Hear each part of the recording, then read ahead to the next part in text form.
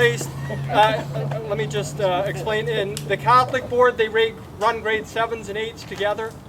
So the 7s are a little bit of a disadvantage until the next year. So Isabella in grade 7 placed second in both the the 800 and the 400. Running at 103. Dario? Where's Dario? Come on up, buddy.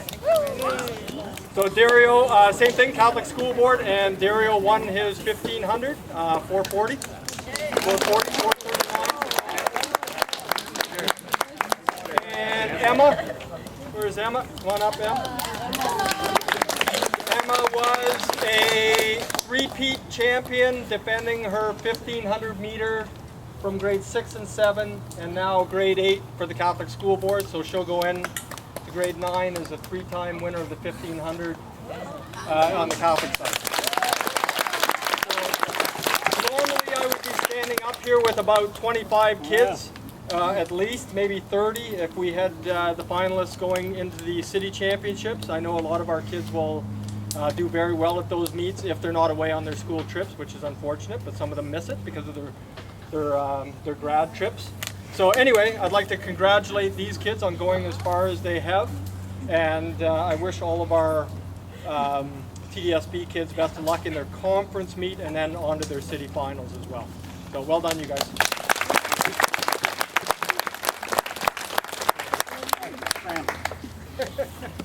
Yeah. Your reward is you get Dave next year. Oh boy, could we tell you some stories. Ask Anthony Sutton about the knives and turning the knife. That's another story for another day and another age. All right, so we'll just end this. Typically, this picnic is always the weekend before the OFSA championships.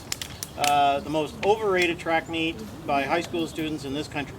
It's a hell of a competition, but it doesn't do anything for you. You can't even, okay, don't get me started. But it is exciting for them, and it is. I know it's a big thing for the athletes, so I bear with it. And it is quite an accomplishment because it's a really grueling process. And then when you get there, it's even more grueling. 3 days, a lot of our kids double, so they're doing 4 races in 3 days. To give you an example of how grueling, some of our 800 meter types will have come from a semi and a final, run Thursday, Friday, and then they'll do an 800 on Saturday, where only 8 advance from 24. You literally have to run a personal best in the morning at 10:30, and then you come back 4 hours later and you have the final. So it is, it's rough. But it's a great training process, and then think about it, the next time you race 3, 4, 5 days later, you have a one-off race, God, you feel like you got a load lifted off your shoulder, you just fly, right? Anyways, it's quite an experience, and it's really good that from an early age that you're exposed to it, because you know what you're in for in future years, and you know what to train for. So this year, it's in Windsor, and for those of you who don't have rooms, I'll say right now, Nicole has a room that she's not using on Thursday night. If you're still looking for rooms, I remember last year the Hilliards, we were down there for Athletics Ontario Junior and Senior.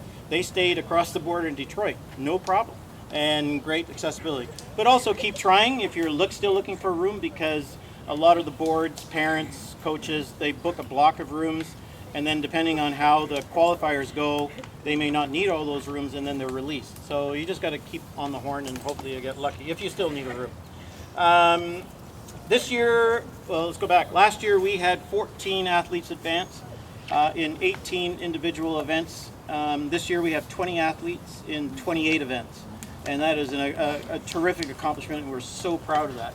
And I'd like to introduce them now, and I'll just give a quick little reason as to why they're going there based on their regional performance, which